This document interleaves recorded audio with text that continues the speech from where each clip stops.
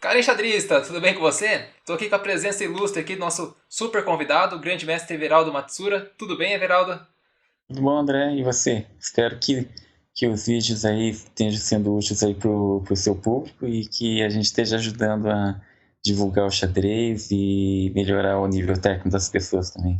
Com certeza, Everaldo. Estamos vendo bastante comentários, o pessoal tá visualizando os vídeos. Vai sendo uma experiência muito boa. E hoje a gente vai trazer a sua primeira experiência internacional, é isso?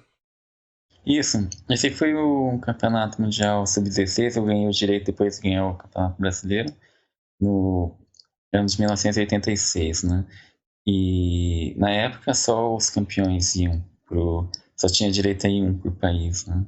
Eu ganhei esse direito ganhando o Campeonato Brasileiro. Essa Certo. foi a primeira vez inclusive que eu fiz uma viagem internacional, né? Certo. E esse torneio você tinha 16 anos na época e você enfrentou jogadores bem fortes. Você comentou até que invitou o Acopiano nesse torneio. Isso, ele foi o campeão, né? Depois ele chegou, no final dos anos 90, ele chegou a disputar aquele match com o Khalif, né? Sim. Naquela Copa do Mundo que valia pelo Campeonato Mundial, né? Só que ele perdeu a final, né? E ele foi campeão do torneio, ele tem a mesma idade que você, isso é bacana, você acaba enfrentando Isso, jogadores ícones, assim, de várias gerações.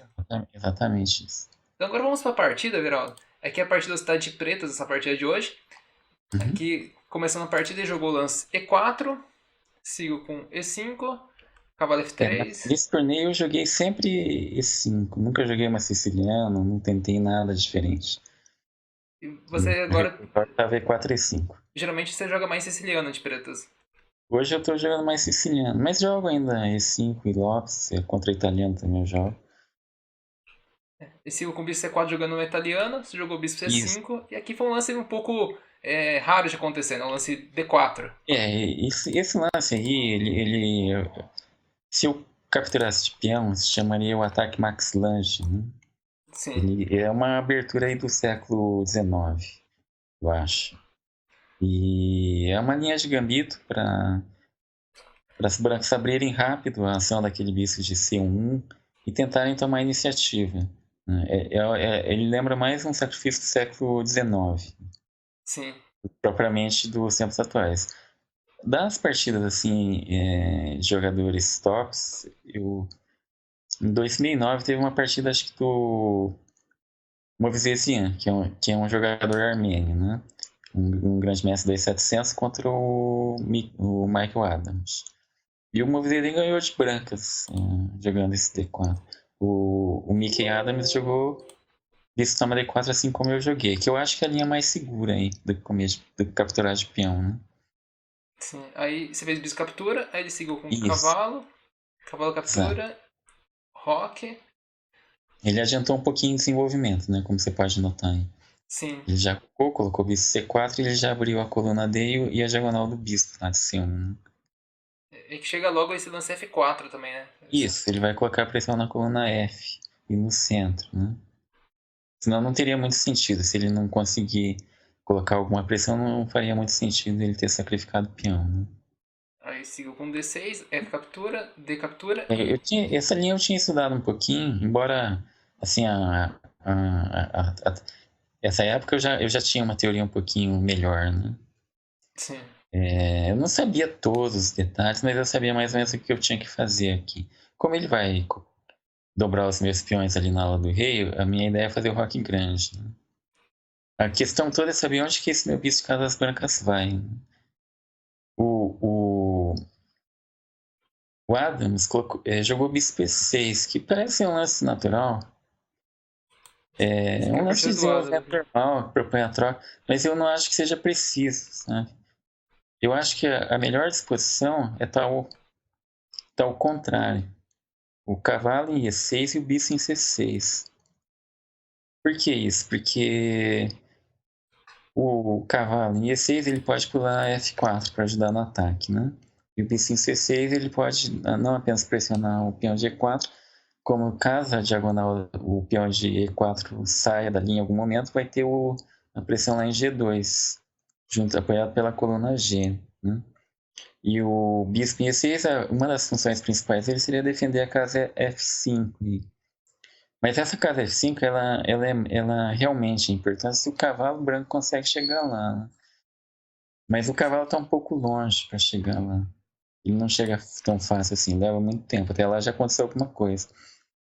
Então eu acho que o esquema do Adams não é o melhor, isso, de jogar BC6 cavalo C6. Eu prefiro tal a posição do cavalo trocado com do bispo. Cavalo em E6, bispo em C6. E foi o que Mas você enfim, fez, né? né? Eu não tenho muita autoridade moral para discutir com o Mickey Adams, né? Ele perdeu a partida, né, que acabou jogando essa É, posição, né? ele é um jogador de 2.700 e tal. Essa aqui é uma opinião pessoal minha, né? Sim. Digamos assim. Aí nessa partida você jogou o lance Dama E7, né? Isso, eu já tô preparando rock grande, né? Sim. Também tenho uma ideia de jogar um Dama C5 agora. Tem um detalhe tático, né? Dama C5 porque aí eu ameaço o bispo e ameaço um descoberto. Sim, sim. Ganhando a torre em A1, por exemplo, cavalo C2 ou cavalo B3. Né? É um lance assim que ele tem um descoberto aqui no rei. Exato.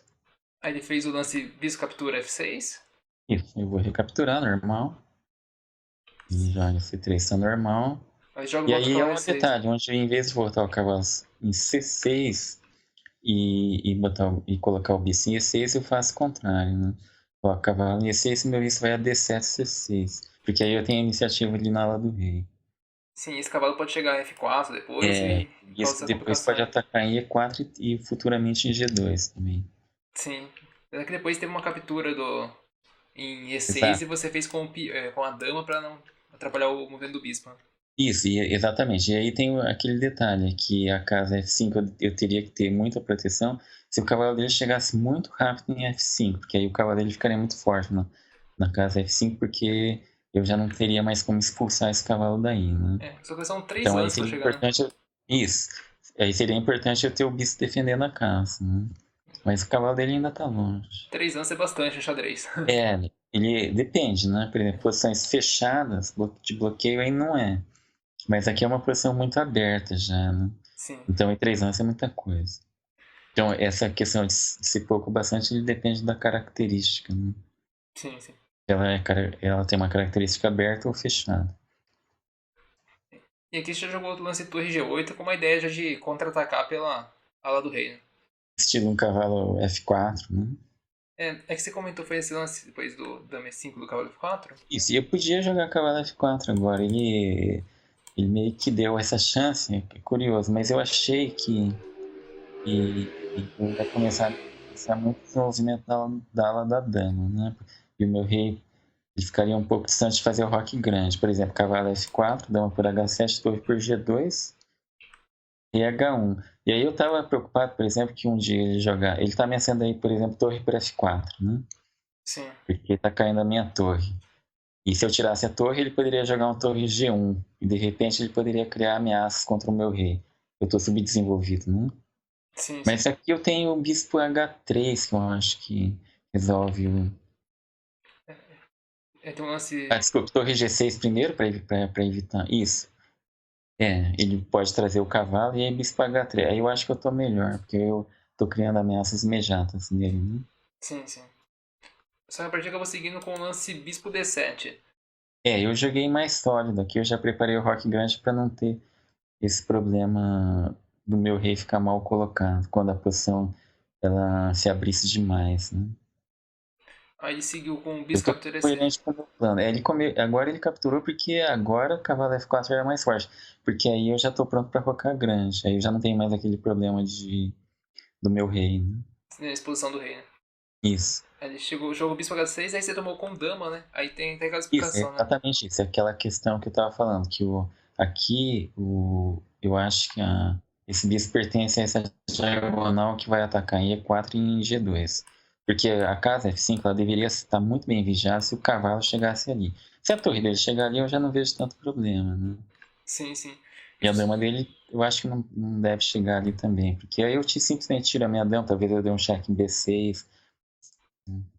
Sim. Então, aí eu não vejo muito problema também. E, futuramente você pode criar planos de F5, tentar abrir essa Depois diagonal, né? vai ser o que vai acontecer depois.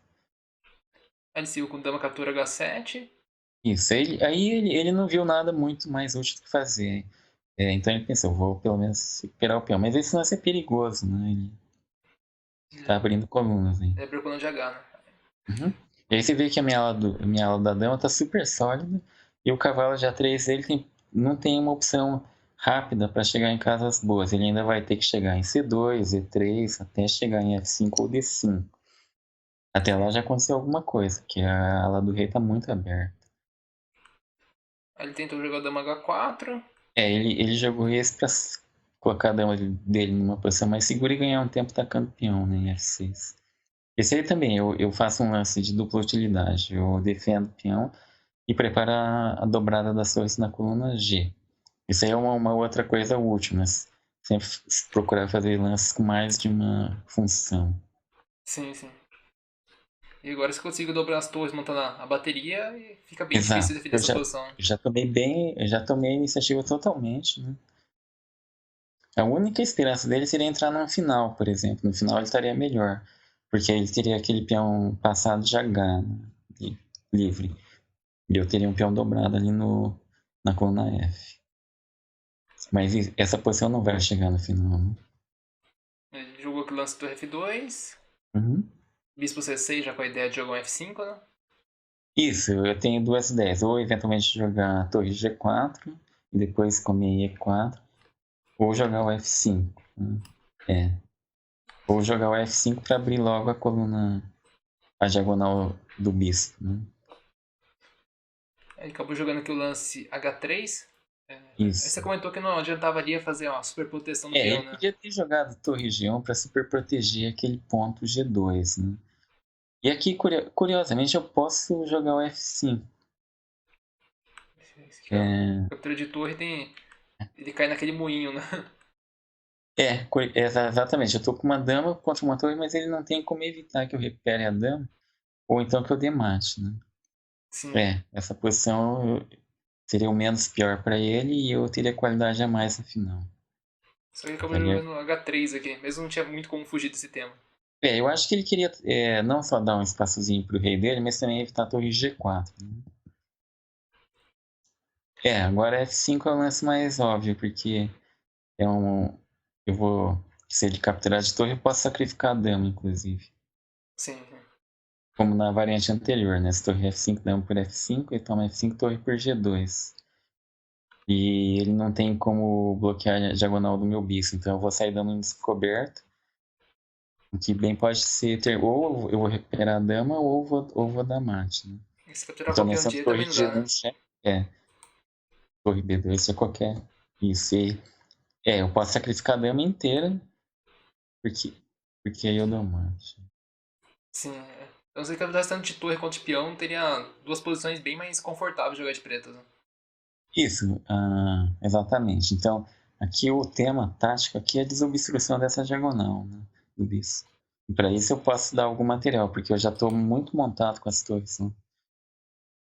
Por isso que ele não comeu, não capturou. Ele jogou torre E2, que basicamente equivale à capitulação. Né? Porque eu vou comer de bispo, a pressão em G2 vai permanecer e ele vai ter que sacrificar a qualidade e eu já tenho qualidade de peão a mais. Depois fica E bem difícil. Né? iniciativa. Aqui a gente diria o seguinte, que eu tenho a qualidade, a qualidade e a compensação, né? Sim. Isso aí não foi eu que inventei, não. Tá? Teve um jogador aí top que inventou, eu não lembro quem foi. Mas aí já tá com o material e também com a posição, então Isso, é só exatamente. consolidar a vantagem aí. É, Em segundo torre G3 Isso aí a ideia é jogar torre H8 e sacrificar a torre e dar um em mate. H3, né? E vou dar marcha lá em H3. Torre H8 e torre H3 ou dama H3 mesmo, né? Então, Os dois dão certo. Aí ele e aí ele jogou. abandonou. É, jogou Não, cavalo. jogou mais um lance ainda pra ameaçar. Eu joguei B6 e ele abandonou. Aí acabou essa partida. E foi. Essa partida aí foi jogada já na penúltima rodada. É,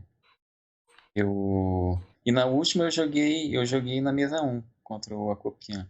Só que eu tava um ponto atrás dele, né? Aí essa partida empatou e ele ganhou, eu fiquei em terceiro e quarto. No desempate, eu fiquei em quarto. E Eu assim, ganhei terceiro, no regulamento de hoje eu teria ficado em terceiro, porque hoje é confronto direto, mas na época era o Buchholz no primeiro. sim. Cheguei a ganhar do terceiro. E tinha quantas pessoas uma competição dessa antigamente, um campeonato? Não É, tinha muitos, não. Ele devia ter talvez 30, porque era só um por país, né? sim, E também naquela época, por exemplo, ah, havia a União Soviética. Não havia, por exemplo, a Armênia, a Rússia, a Azerbaijão, Ucrânia. Né?